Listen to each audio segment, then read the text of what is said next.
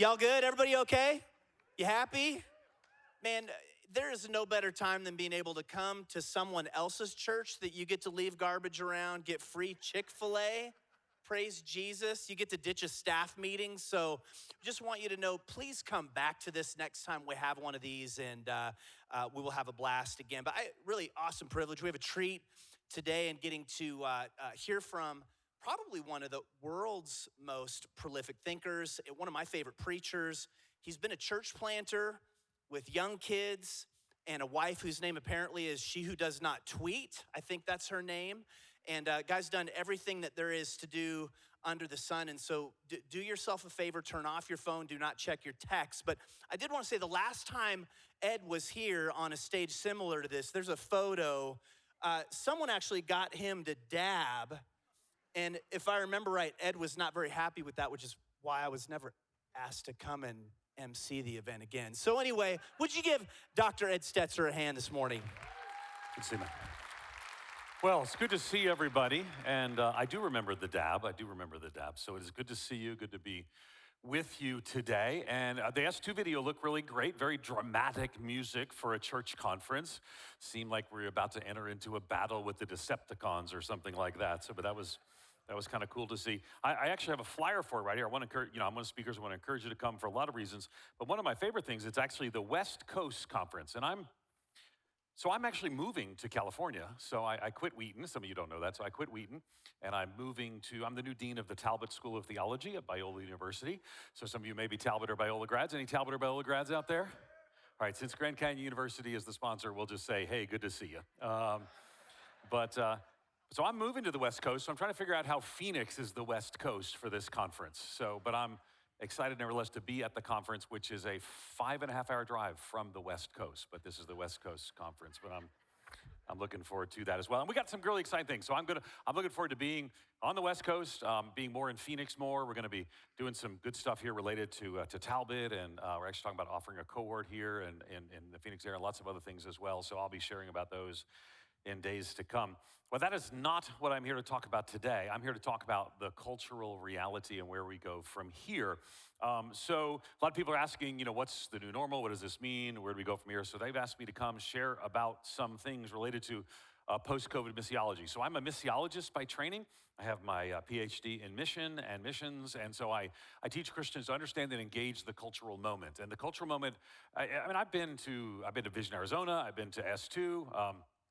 When it was Ignite, a couple times, and so I hope you've probably heard me before. Sometimes I preach at those meetings, but you may have heard me before talk about statistics, and I tend to be pretty level-headed when it comes to statistics.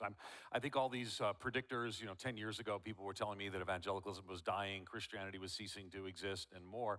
And the reality is that there are challenges. We're going to talk some about them, but there's a lot of fake statistics out there as well. And so I've hopefully tried to be a steady, level-headed voice around some of these things.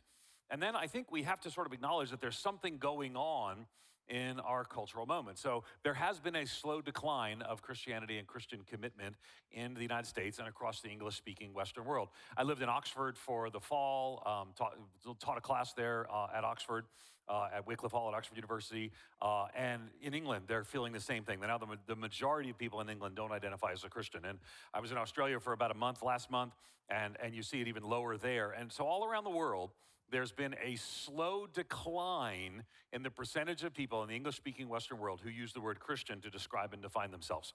Not a collapse, not an extinction, but think of it in terms of a satellite orbiting the Earth, or a moon orbiting the Earth, right? So you've got the Earth and you've got a satellite, and all satellites eventually fall to Earth. They kind of go around and they get a little closer each time they go. It might take forever, but all those satellites up there are eventually gonna come down if they're a certain place in above the Earth.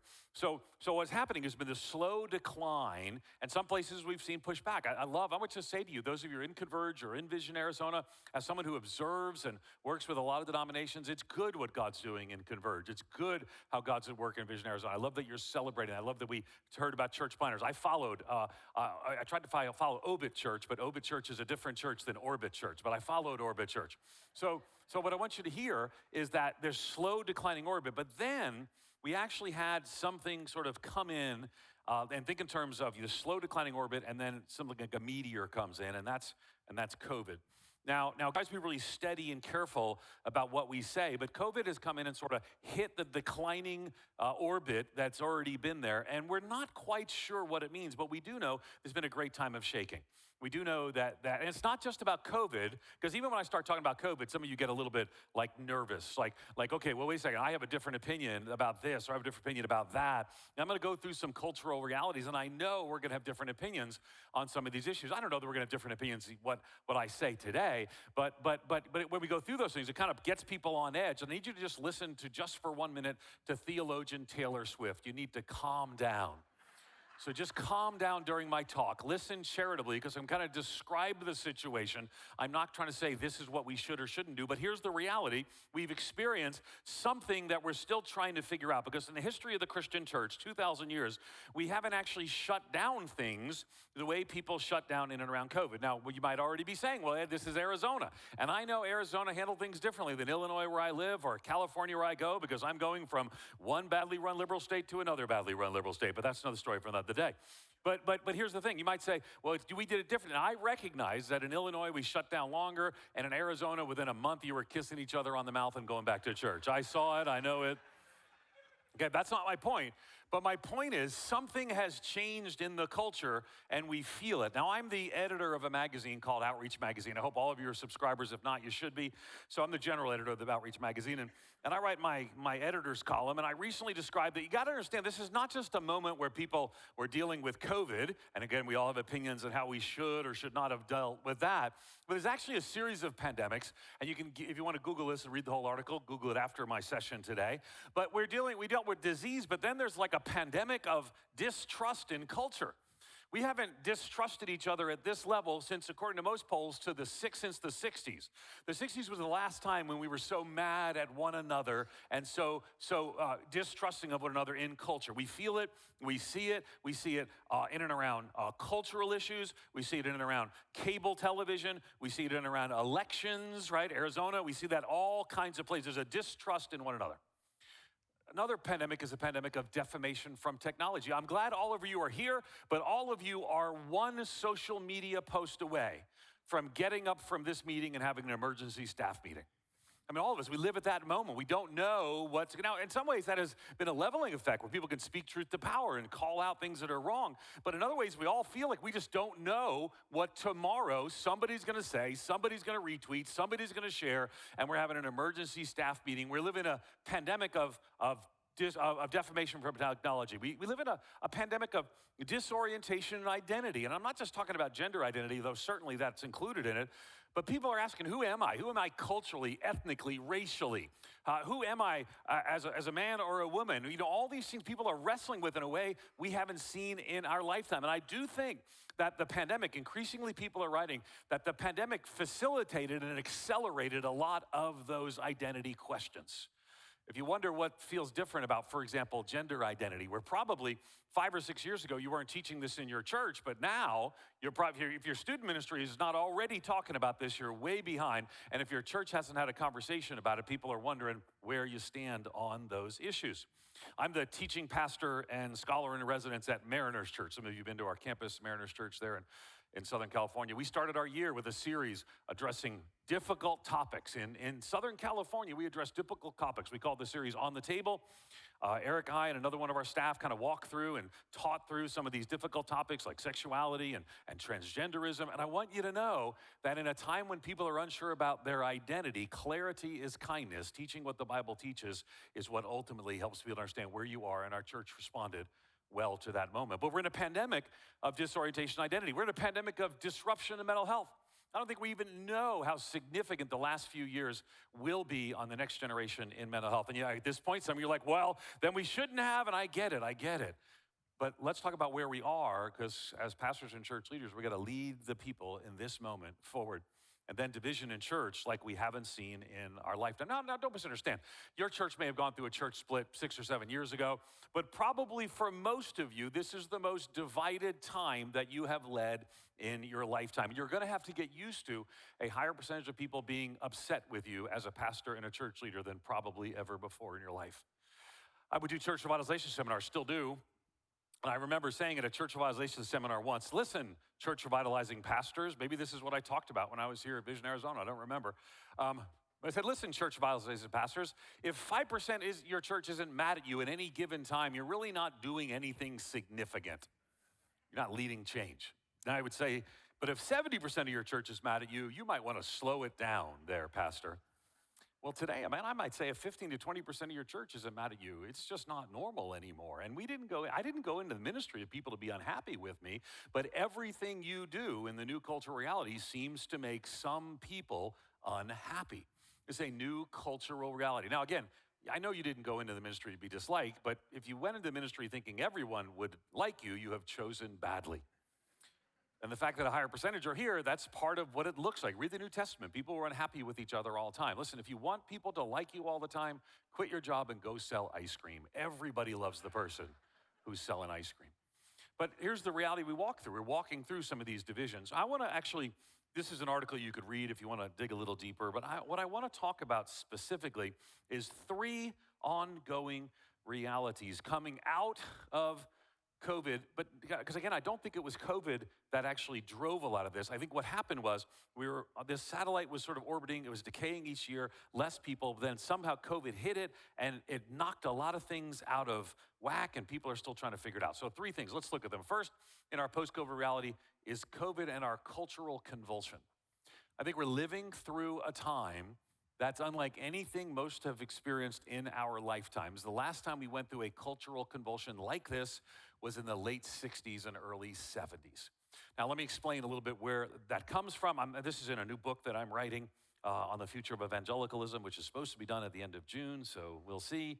So I read an article early on in 2020 by someone by the name of David Brooks. Here's the article. It was in the Atlantic.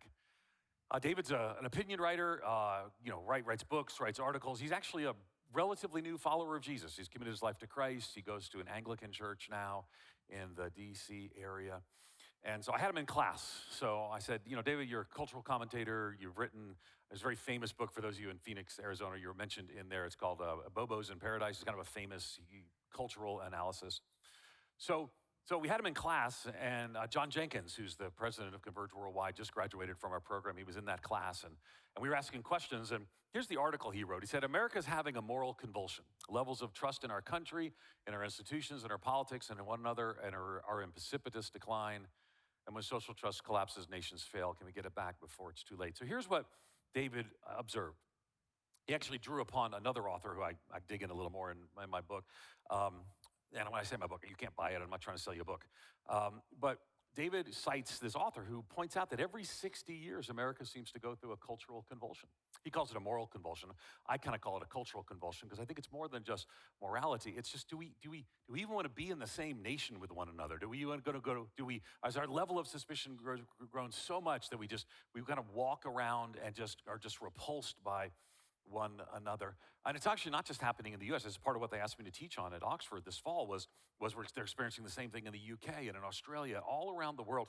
And as a matter of fact, the world's going through a convulsion. If you in 2019 had on your bingo card a global pandemic with an accompanying shutdown, an invasion in Europe, and just the assumption that pretty soon we're going to see an invasion in China's going to invade Taiwan. I'm the North American regional director for an organization called Lausanne, the Lausanne Movement. And we have a meeting with the regional leaders, and we're planning the upcoming Lausanne meeting. And just the big question is that we're going to make it before China invades Taiwan and there's a mass war in Asia. And it's just the assumption, it's just the casual assumption that this is going to come. This is how much our world has changed in the last few years. So we're in the midst of a cultural convulsion unlike anything we've seen since the late 60s. Now, just out of interest, were any of you teenagers, maybe late teenagers, in 1968, is anybody old enough here that they were, okay, so you were, right there, you were. So how old were you? I want you to do the math. I'm going to give you a second to do the math. How old were you in 1968? 21, okay, so not even a teenager. So what were you doing at 21 in 1968? A lot of weed? So you're a lot of sawdust. Okay, good. You were working, man. You were getting stuff done. A lot of your friends were doing a lot of weed, though, weren't they? It was kind of a crazy time. You remember that. You remember the Vietnam War protests. You remember the civil rights protests. In fact, what happened in 1968 was there was an assassination of Martin Luther King Jr., April 4th, Bobby Kennedy assassinated, a lot of violence, riots kind of swept the major cities. And man, it felt like the country was going to pull apart. And he's not his head. It was like unlike any, people didn't know that we were going to make it. Were we stepping into another civil war? What's going to happen at this point? And so when sometimes people say this country is the most divided it's ever been, that's not the most divided it's ever been, but it's probably the most divided since you were 21 years of age. And you can feel it.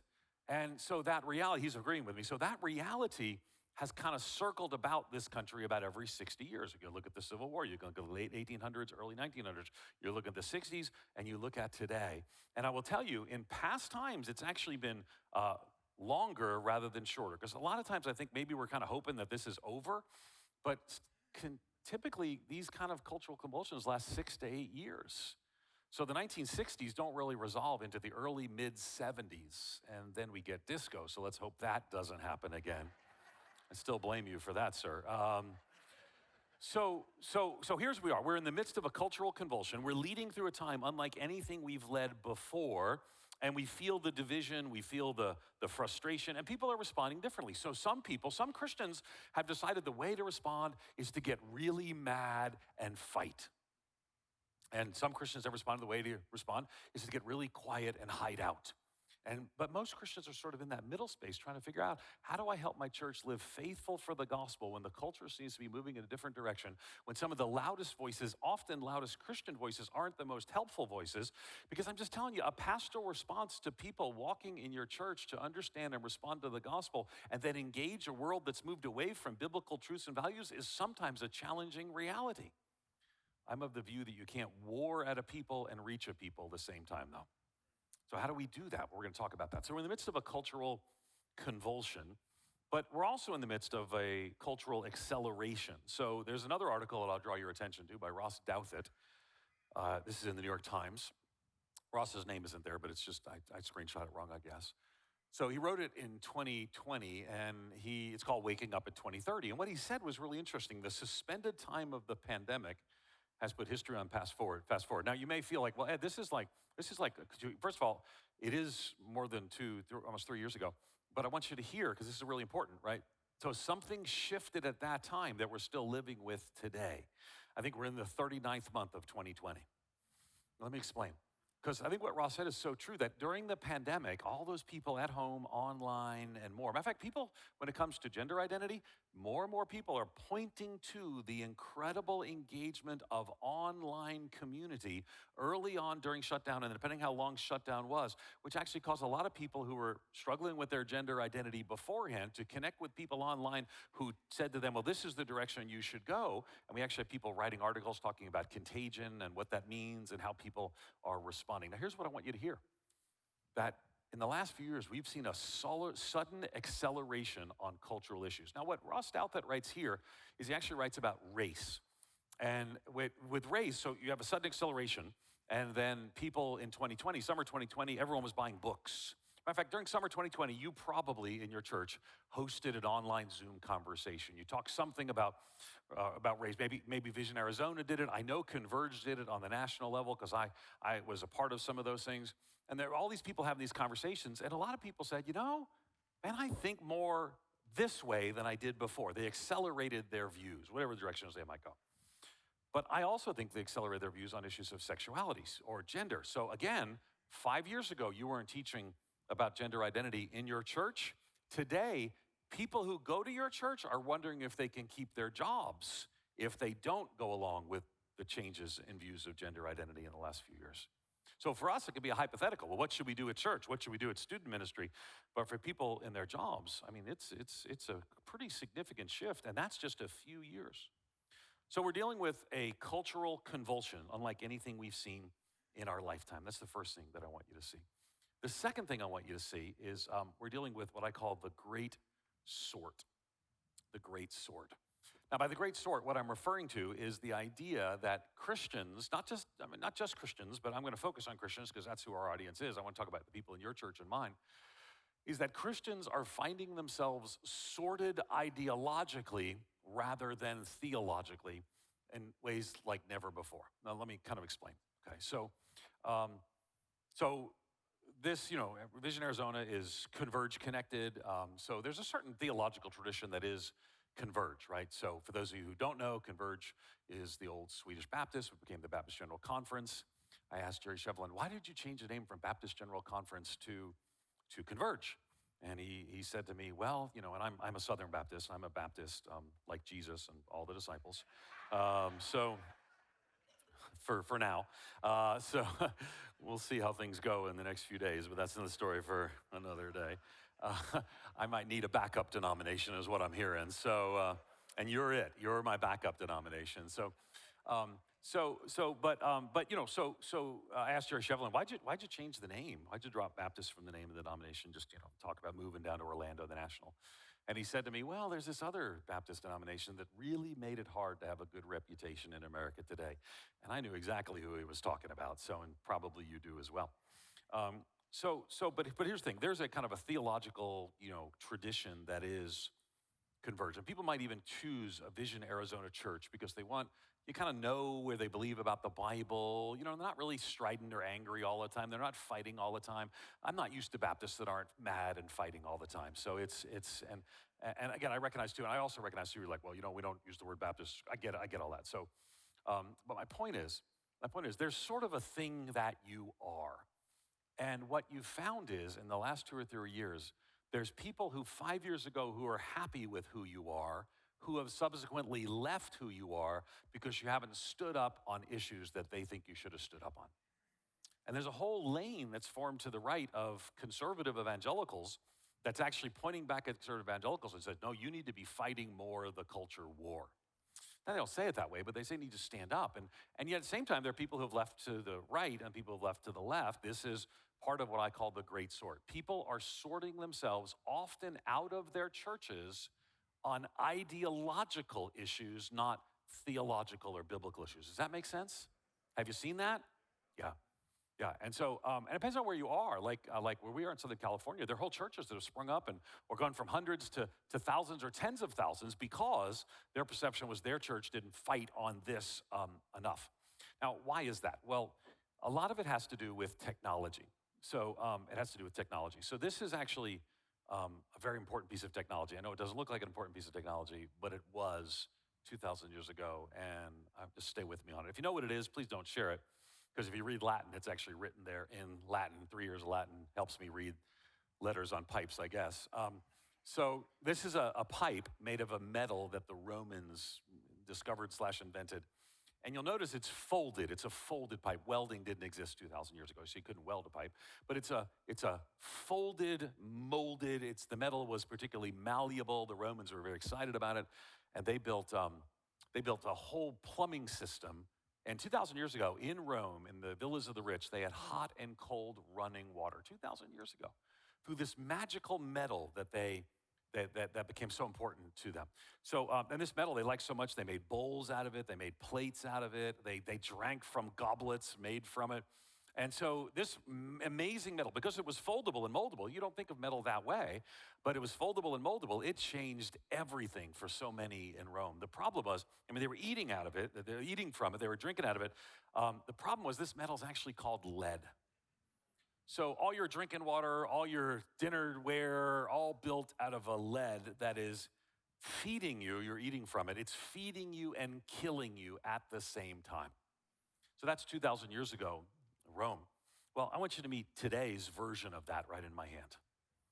So, and we actually know this. We know that suicidal ideation goes up among teenage girls when they use inordinate use of social media. We know this as the father of 3 daughters, 18, 21, and 24, we've walked through some of their friends through this, how social media was so disruptive. We actually know, yet at the same time, I just followed your church, Obit Church. Why'd you call it Obit Church? People dying to go there? Is that the thing? I know it's Orbit. I followed your church. You thought it was serious. I followed your church. It better be good. I followed the church on Instagram. I'm expecting stuff.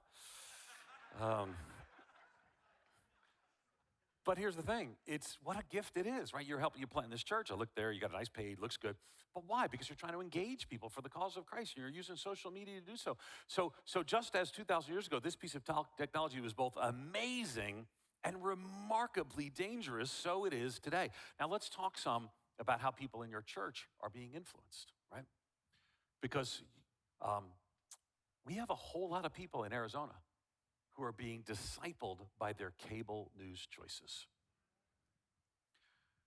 And cable news is getting them 5 hours a week, and you're getting a 35-minute sermon on Sunday, maybe a small group during the week.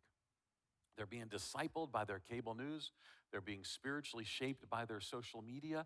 And what they're learning, and they maybe not changing substantive beliefs, but they're learning how to respond to culture. And cable media monetizes anger and vitriol.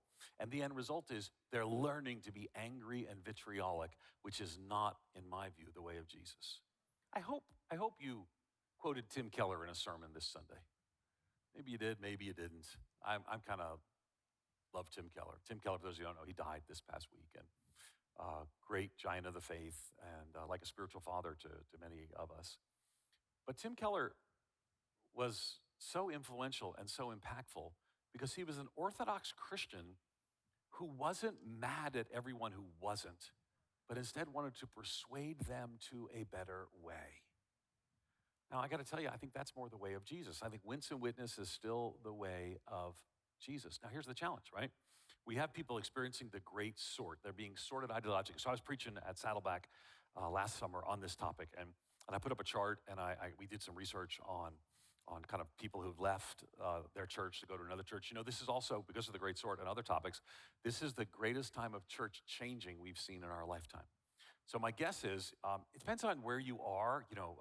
Across the country, the average church is down in attendance. It's different in different places, right? So Texas, Arizona, the Southwest states are back at a higher level. Your church may be, your church may not be. At Mariners, we're substantially up, but we also know as a whole, California churches are down.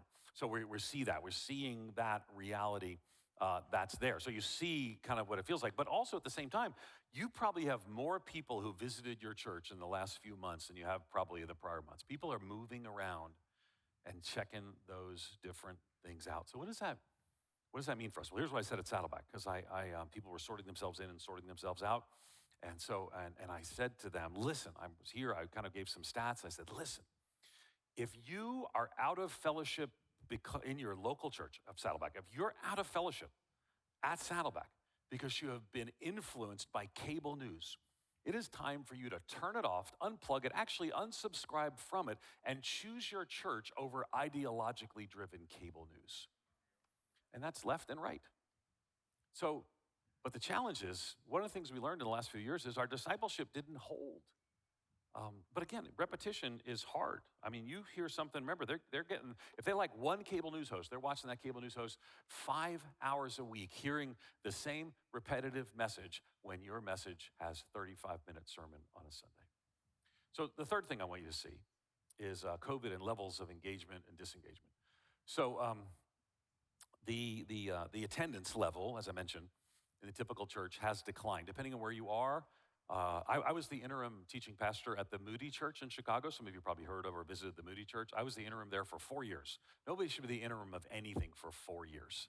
I was the interim of Moody Church for longer than 4 of Moody Church's actual pastors were the pastor of that church. Because you remember all the famous ones. You remember Warren Wiersbe, Harry Ironside, Erwin Lutzer if you're into church stuff. But between those really famous pastors, there's a pastor who lasts 18 months. Don't be that pastor. Just keep that in mind when someone says, listen, I've been here 40 years. Why don't you come be my successor? Think that through. Anyway, another story for another day. So I was there for 4 years. And when I started, we wonderful church. And I ended during lockdown. And you remember how it went. You remember, first it was 2 weeks, and then it was a month. I remember saying to Donna, my wife, she's an introvert, and I'm an extrovert.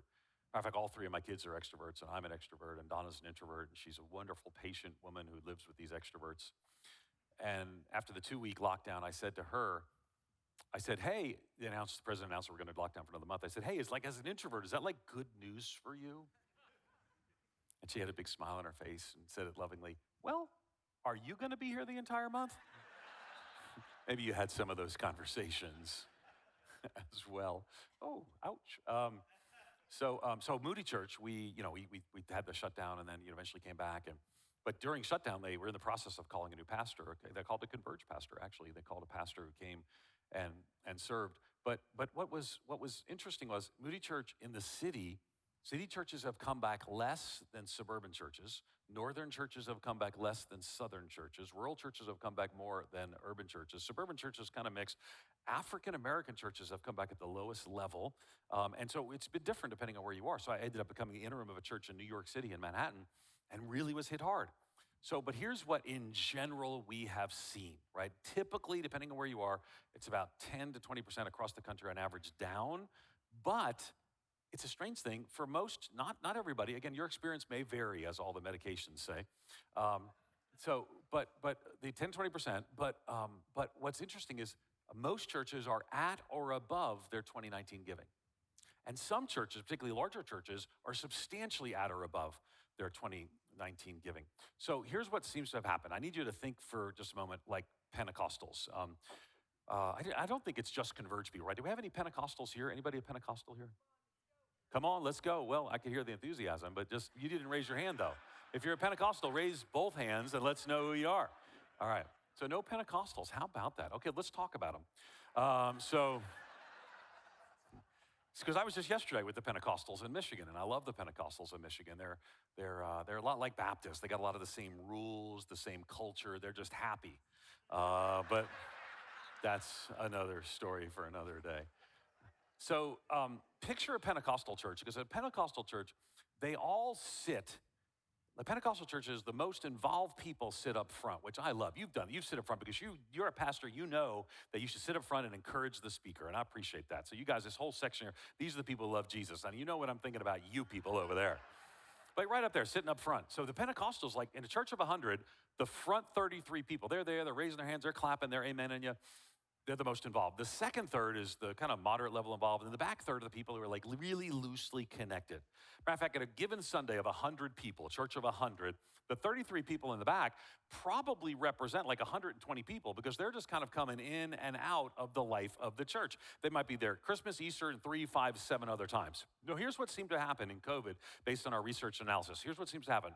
There's a whole lot of people in your church who got more engaged and more involved the last few years. They stood up, they stood out, they stood in the gap, right? And now this post-COVID world that we're living in, they're more involved. That's why your giving's more. That's why your volunteerism may be even stronger than it was before.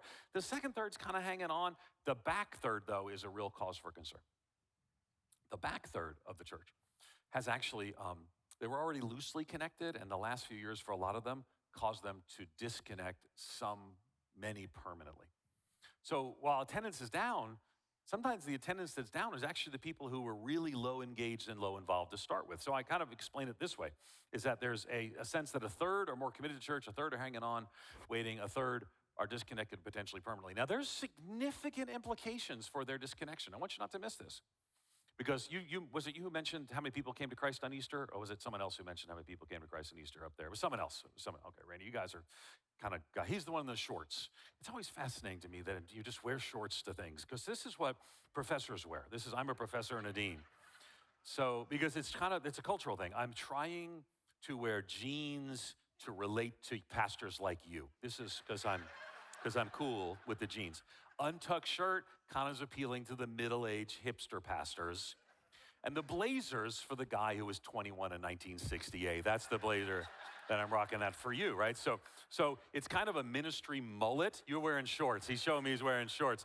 That got me a little nervous when you started doing something over there. I didn't know what you were doing, but he's showing me his bare legs. And you can't stop seeing that. It's like a flashlight just came at my eye. You need to get tan, man. This is Arizona. So anyway, I wear this. It's a ministry mullet. It's like a mullet's like business in the front, party in the back. Well, this is business on top, party on the bottom. That's me. So this is how you do it when you're a professor and a dean at a school. But anyway, so the guy mentioned that earlier. I love that. People come to Christ. But here's the reality. But is not the right word. And here's the reality. Most of the people who are coming to Christ in Vision Arizona churches already used the word Christian to probably describe themselves before they became Christians. And I'm not. I did. right? So I grew up in a nominally Catholic home, and someone shared the gospel with me, and I would say, if they'd asked me before, and I would say, as a Christian, I'd say, of course I'm a Christian. But then they explained to me that the wages of sin is death, and I'm spiritually dead, and I need new life in Christ, and being a Christian is being born again, and I wasn't, so I did, and I became a Christian, even though I already used the word Christian to describe and define myself, right? So most of those people in the back rows of the church already used the word Christian to describe and define themselves. You actually planned your Easter services in order to share the gospel with those loosely connected people. That was your strategy, right? So now a lot of them have disconnected, and that has significant evangelistic implications. It's one of the reasons I'm involved. I'm an advisor to something called the He Gets Us campaign. Some of you saw the ads at the Super Bowl, and you saw some people get mad about the ads in the Super Bowl. Right? So, matter of fact, I was watching the Super Bowl. I'm not much of a sports ball person, but I was watching the Super Bowl. I know, so you're into sports ball, aren't you? I can tell you're into the sports ball. So I was watching the Super Bowl, so he was going to win the Stanley Cup. And so I was watching it. Is that not the sport? And but our ads came on, and I got all excited. And so I was watching the internet, and then we had one person, very famous member of Congress, very progressive member of Congress, tweet that this is what happens when you try to make Nazism look good. It's like, wow, well, that was awkward. I don't mind telling you who it was. AOC tweeted that. So she tweeted that, and that wasn't really a happy moment, but about 1 million people showed up on our website to learn more about Jesus right after that. And then someone on the right, kind of a right-wing figure, said, oh, these people are being tricked with this woke Jesus and whatever. And then about 1 million people showed up at the website to learn more about Jesus. And so I just want to thank all the angry people on Twitter for helping advance our pre-evangelism campaign. But here's the thing. The reality is that one of the challenges that we're facing is as people have disconnected the last few years, while the continued decline of self-professed Christianity is before us, we have a real challenge right now, is that we're going to have to engage more people who are further away from basic understanding or a willingness to hear the gospel. The world we're going to reach is a more secular world, but I'm of the view that the Lord has brought us to our position for such a time as this. So I want to close, and I've got about just 9 or 10 minutes to kind of do this. But I want to quickly go through and talk about how might we think about engaging this. Because so here's a fun fact. I actually changed jobs. One of the reasons I left Wheaton College to go to the Talbot School of Theology is because Talbot has what people call the leading apologetics program in the world. And I'm very excited about that. And I want to spend more time because I think we're moving into a time when people are starting further away from the gospel. Remember the 3 big trends that I talked about here, right? We're in the midst of a time of cultural convulsion. We're in the midst of a time when people are sorting themselves ideologically and they need a greater sense of clarity of the gospel. And we've seen a lot of people disengage, and they're going to be more secular for us to reach in the future. So where do we go from here? Now, if I had more time, which they didn't give me. I even offered to have more time. I said, are you sure I could spend a couple of sessions? They're like, no, 1 hour of Ed Stetzer is enough for anybody. And that's true. So there are a couple of principles, I think, moving forward that I don't have time to unpack fully, but I'll go through the second one. I think right now we've got to elevate our ecclesiology, teach people why they're in community with one another, why it's a great and God-honoring thing that people who might even differ ideologically on something share the same gospel and are on the same mission because Jesus is Lord over all. I'll preach that. But the second part is we've got to engage the mission. And I really want to encourage you to think in Vision Arizona because there's great opportunities, great gospel opportunity. I was just here a few weeks ago meeting with the evangelism leaders. Some of you might have been was anybody at that meeting when we had the evangelism leaders meeting? I see Phoenix Evangelism Project folks. And I was super excited because I think the opportunity here is great. But I'm going to get on a plane in a little while, and I'm going to fly back to Chicago, where I still live, for a couple more weeks. And that plane is going to take either 3.5 hours or 4 hours for some reason. I mean, it's never the same amount of time. And the reason is because of headwinds and tailwinds, right? So if you get headwinds, get a bad headwind. You don't generally get a headwind coming from Phoenix to Chicago, but you do get them going Chicago to Phoenix. So it takes longer to get here than it is to get back. But if I get the headwinds, it's going to slow me down. And there are some significant headwinds facing us in the midst of this cultural convulsion. Let's look at some of them. Headwinds slowing us down are shrinking nominalism. There are less people today, and every day there are less people who have a positive perception of Christianity. It doesn't mean there aren't still a lot. Don't say, well, I'm not going to have anyone invite anyone to church anymore. There are still lots of people who are open to an invitation to church and to hear the good news of the gospel. But every year there are less of them. And I will tell you, in Australia, where I just spent a month, or in the UK, where I live for the fall, which is where we're heading statistically, unless God intervenes, they're not doing let's invite everyone in the community campaigns to their churches, because they could spend a lot of time and a lot of energy, and people aren't responding that because they don't have any memory of what it would be like to even go to a church. So as that shrinks, we've got to train our people to show and share the love of Jesus in their workplaces, among their family members, in their neighborhoods, and more. That's one. Number two, attitude towards proselytizing. People are negatively inclined when you try to persuade them about something. I actually call it the Oprahification of American religion. Oprah was raised in a Christian home. She's not bothered if you're a Christian, but not really thrilled if if you're trying to convince her or someone's trying to convince somebody else to change their religion. So that attitude towards proselytizing is a very real and ongoing thing. So there's that. The third thing is these accelerating cultural shifts. Now, regardless of how you feel about right now, like right now, all over the internet's blowing up about Target. I don't know if you've seen this about Target right now, and I would have major concerns about what Target has done and not. But right now, the level of how people are responding, the way this is blowing up, and if it's like Christians against everybody else, I mean, there are ramifications. Now, mind you, whenever I say that, people are like, well, we got to stand up for these issues. Well, listen, I've written articles in CNN and USA Today and represented unpopular positions about sexuality and gender on All Things Considered, on NPR's Morning Edition, on more. So I get it, and I've gotten the hate mail and the death threats to point to that. Well, we've got to find a way to show and share the love of Jesus in a world that's divided without burning every bridge that God's called us to build. Does that make sense? And I would say the image of evangelicalism is not great right now. A lot of reasons for that, but the image of evangelicalism is not great right now. Now, however, I'm not discouraged, I'm encouraged. Remember when I told you that Ed Stetzer tends to be kind of like, let's not overreact to statistics. Now, I'm not about to overreact, but I do think we're living in a time, because of the cultural convulsion, the great sort, and the engagement and re-engagement of levels in church life, that I think we have an opportunity to rethink and re-engage. And I think the tailwinds are actually stronger than the headwinds if we'll see them. Let me share some of them with you. One of them, there's a spiritual hunger. That Asbury thing got all of our attention, didn't it? I mean, I spoke at that chapel, and it is not very impressive, and not during the Asbury revival, but I spoke in that chapel. It was kind of drab and whatever, and people all over the world. Why? Because people are hungry. And you wonder why in this God's providential timing, you're talking about Asbury, and of course then Baylor, and then students came from Biola and Wheaton to this, my schools, and why that? And then all this time when that Jesus Revolution comes out, and it becomes this big hit, this big film, and The Chosen, everybody's watching The Chosen, talking about the show. Just yesterday, Lionsgate picked up the distribution for The Chosen, which is actually huge. And you got all this going on, the He Gets This campaign, right? People talking about all around the world. People are hungry, and the time is for us to stand up, stand out, stand in the gap, and show and share the love of Jesus. I'm convinced of it. I also think that people are looking around saying, man, this just isn't working. And if you had put your bet that things were going to keep getting better, and then you see your family destruct and your identity destruct and the community destruct and all this sort of stuff, people are like, this just isn't working. And we can say, we have a better way.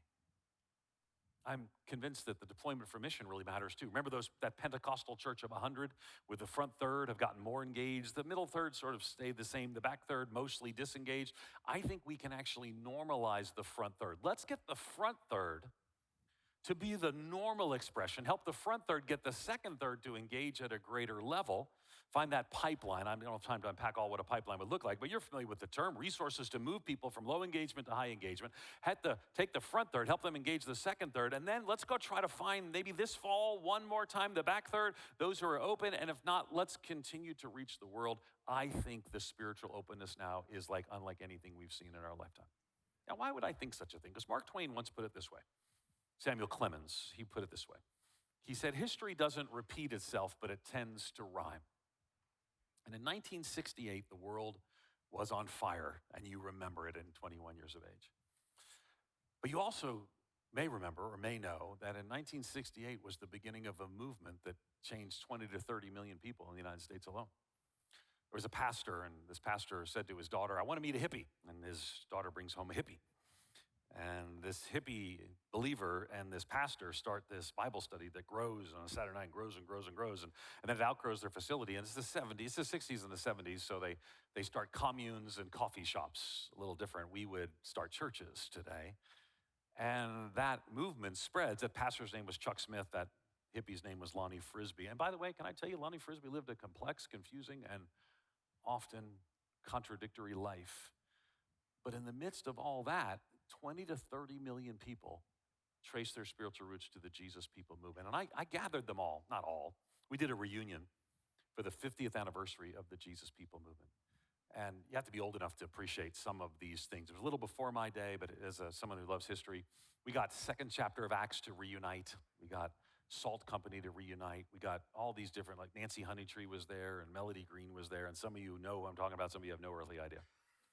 But what they kept getting up and saying, and this was just a year or two ago, this was after COVID, it kind of peaked and we were in that post-COVID time. They kept getting up and saying, it feels to us like it's 1960s all over again. And a revival spread. And I want you to know that I'm praying, believing God, and working towards engaging God's people so we might see that happen again. Now, partly because I trace my spiritual heritage to the Jesus People movement. I'm too young, I mean, I'm not young, but I'm too young to go back. I wasn't 21 in 1968, sir. But the washed up hippies who kind of left the hippie movement and came into the charismatic movement of the Episcopal Church, 10 years later, I got in trouble. My mother was a new believer. Her punishment was to send me to youth camp, which, by the way, is the horror of every youth pastor, that parents actually ground their children to youth camp. But that was me. There I heard the gospel from a bunch of former hippies from the Jesus People movement, and by grace and through faith, I was saved by the power of that gospel. Here we find ourselves. By the way, you know what also happened in 1968 that a lot of people don't remember? There was a global pandemic that year. You probably remember it as being called Hong Kong flu. Today we'd call it H3N2. But people forget that. Now, back then they didn't shut everything down. They actually started planning Woodstock, which seems like a strange strategy to slow the spread of disease. But that's another story for another day. So, sisters and brothers, I'm of the view that the Lord in his goodness has brought us to a time such as this. Now, I know, we were talking earlier, you planted this church 20 years ago. It was a different world 20 years ago, man. You know that. I planted my last church 7 years ago. I left the church I planted. So 11 years, planted my last church, served there 4 years, came up to here. Planted my first church in 1988 in the inner city of Buffalo, New York, among the urban poor, the fastest shrinking city in America. That's how we picked it. Did you pick it because it was the fastest shrinking city in America? You did not. I'm judging you. And thank God for those who went to fast-growing cities. But we went and we planted a church there. And I got to tell you, it was a different world 20 years ago. We would send out mailers, and people would look at our mailer, and we'd say, this is not your mama's church. And they'd like, oh, well, I'd like to go to a church that's not your mama's church. Not that way anymore. It's a different time. But this is this is the time the Lord has placed us in. Now, again, I'm perpetually optimistic because, again, I've read the end of the book, and I know Jesus wins. I get that.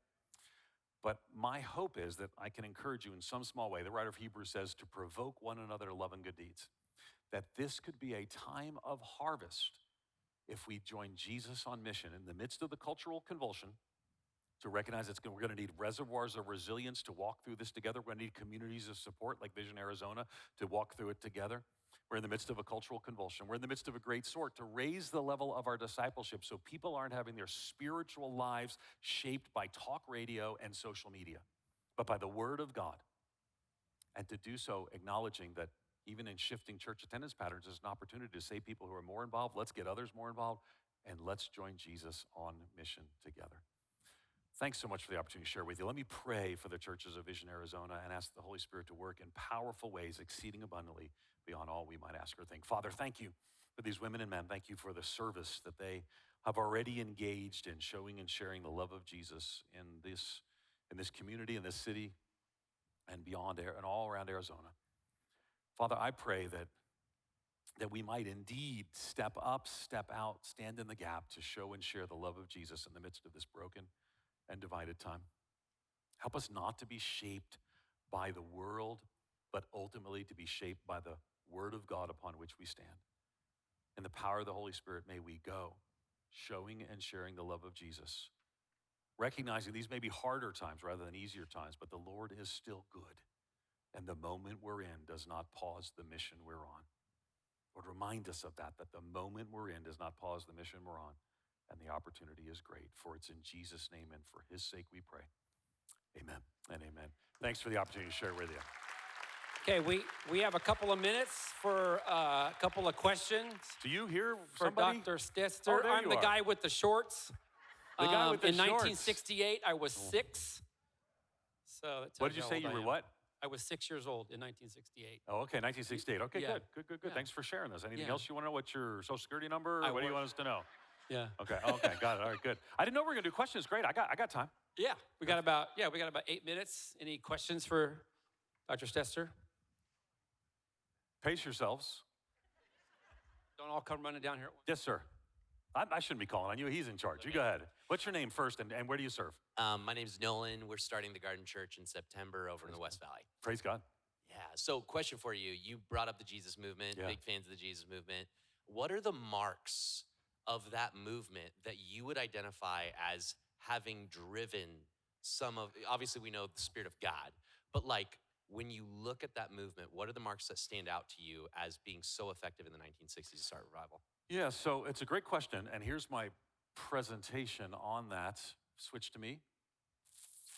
Nope, they moved on. Here's my presentation, so just make sure you get all that. I've kind of gone through and explained some of the specifics of characteristics of redemptive Christian movements, and so this is kind of what I went through historically, what they look like, and ultimately then I tied into the Jesus People movement. So thanks for your question. Who's next?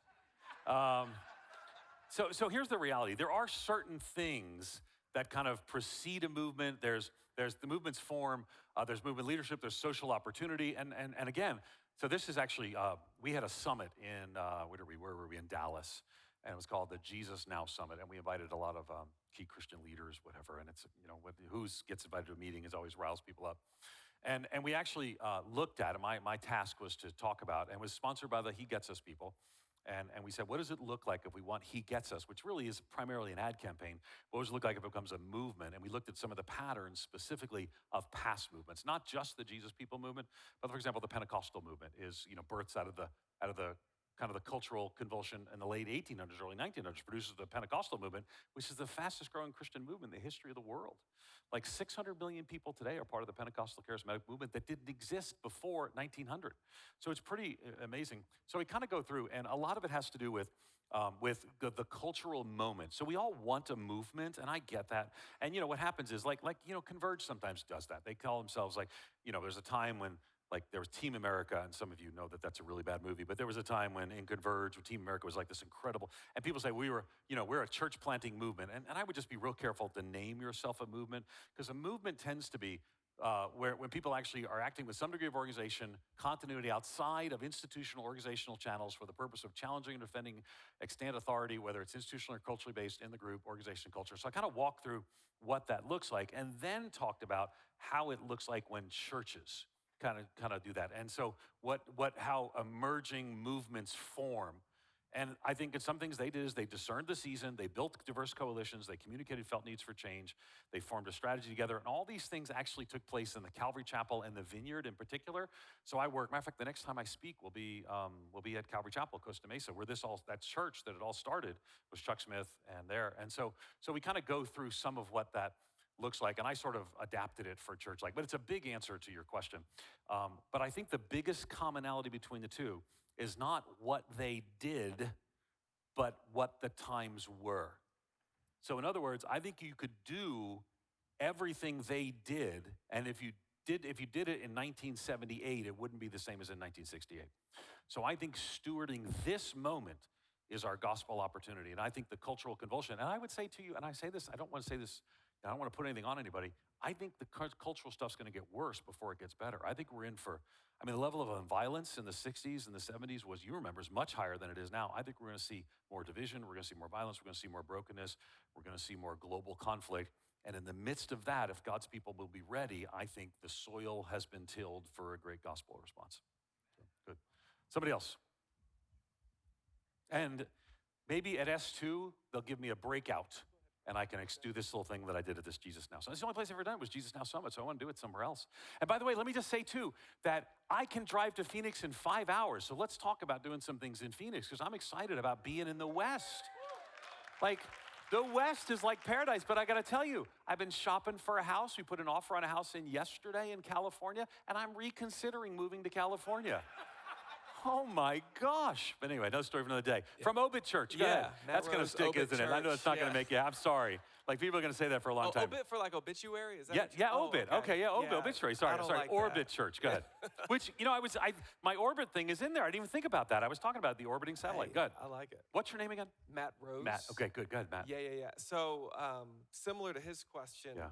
what would you say, like they're different movements, so they're going to Yeah. have a different flavor, different color. What would you say, I mean, if you've done enough research on that, are the distinctives of this one maybe in comparison to former movements? Well, I don't think we have a theologically? movement yet. Okay. Yeah, so I don't think we have. So I was talking to Nick Hall the other day, and Nick, did that meeting at the Lexington Rupp Arena right after Asbury sort of ended, so they go back to school, and then he did the thing at Oklahoma, I think, at the Boomer Sooner thing or some stadium.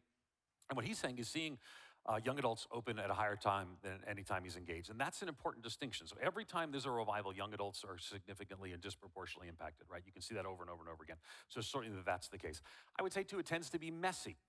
So it tends often to happen outside of institutional structures. Now, Converge, Vision Arizona, has a loose institutional structure, and that actually enables movemental energy to happen a little more so. When you clamp down constantly or you're at war with yourself constantly, which is more what my denomination does, it makes it harder to see some of those things happen. So I do think that there are similarities. I think the differences would be just culturally, even in the late 60s, it was a much more religious, accepting, Christian influence culture. So I think you might have spiritual movements that take place right now that have nothing to do with Christianity. They're appealing to people because there's no starting place that's there. So, and if Christians are so intimidated by the cultural moment that they won't, maybe they're intimidated because culture's shifting away, and they're afraid to speak up or speak out and get in trouble. And I would just tell you, listen, let me just say to you, you're all already canceled. Go live your lives as Jesus followers. Right? Again, I've been in the New York Times has criticized me. So you just get in line. So it's fine. And and that's just part of it. You live in a world, you're going to speak up, people are going to be mad at you. So just keep being faithful to the gospel. But I don't think we fully know what the shape of that will be. It's a great question. But somebody else. Hey, Ed. Yeah, you're good. The front row guys. Yes, for someone like I started the church 20 years ago. They didn't have social media or any of that stuff. But I miss those days. yes. Do you, what would be, you said be nice, so instead of a warning, maybe a common encouragement for churches like me that have been around a while, and we're sustaining growth, we're seeing growth. Do you have a common encouraging warning of something for a church like us to pay attention to? Because sometimes, what got you here won't get you there. Yeah. Like, do you see a common theme that you think it, but you don't necessarily want to, maybe you don't say it to them, that Right. you would like tell me as a leader of this church something Right, to just pay in front of attention to? everybody. In front of everybody. Right in front of everybody. I'd like to hear it. Yeah, so it's a good question. So, and I do think, like, the places of the country, people are responding differently. I was texting Ashley Wooldridge from CCV here earlier, and they've experienced a lot of growth. As a net whole, we're not like Mariners. We've grown by a couple thousand since the beginning of the year, and it's interesting to me that we experienced that growth when we tackled a hard series on hard topics. Now we did so with a pastoral tone. We have, we're a church of 14,000 people on a weekend. There are a significant number of people who identify as transgender who come every week to our church. And we clearly taught what we thought. We taught what the Bible says. It would be very conservative evangelical, not just evangelical, but conservative evangelical. And they overwhelmingly said to us, we felt welcomed, not attacked, understood, and we know where you are, and many of us are on the journey to get to where you are. And that's because I would just tell you, but you could see stuff on social media that can be very appealing, right? Somebody, puts out this 6-minute video clip and, gotcha, and I'll show you, and et cetera, et cetera. I would just be real careful about how you engage well. So what's happening with a lot of churches, first of all, you're a larger church. So larger churches are actually a beneficiary of a trend that you didn't create or really didn't earn, is that people are moving to larger churches. I don't think that's all good. I'm a big defender of the small church. Some of you see every once in a while, whenever I have a free Sunday, I tweet, I'm free this Sunday. I would love to preach at a church of under 100 within 2 hours of where I am. If you'd be willing to have me, I'll come. You can't pay me. I'm going to give you all my books, and we're going to do it. I love small churches, but that's one of the trends that we're actually seeing, so you're inherited there. What I would say is the mistakes I think people sometimes get into is they're not sure how to respond to the fact that they're feeling pressure from different sides all the time now, of different views all the time. Well, you didn't feel that 20 years ago. You kind of could stay out of a lot of stuff. I don't think you can stay out of stuff. Again, clarity is kindness. Be clear on what you believe. Make sure your elders are in agreement, and then recognize that not everyone in your church is going to share that agreement, but move forward. Recognize that there's going to be just a level of people who are unhappy with you all the time, but they're probably going to still go with you on the journey if you love them and you walk them through that path as well. There's a lot more I can answer, but there's a few quick things I give. Anybody else? Can we thank Dr. Stetzer? Hey, thanks for having me. Yeah, thank you so much.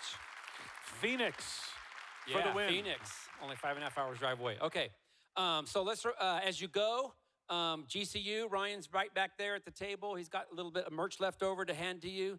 The S2 table is right outside the doors on the left if you need more information about that. Our next gathering is August 16th.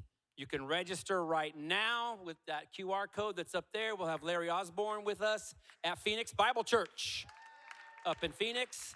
Yeah, so mark your calendars for that now. Join us for that. Register for that now. Thanks for joining us today. Have a great week.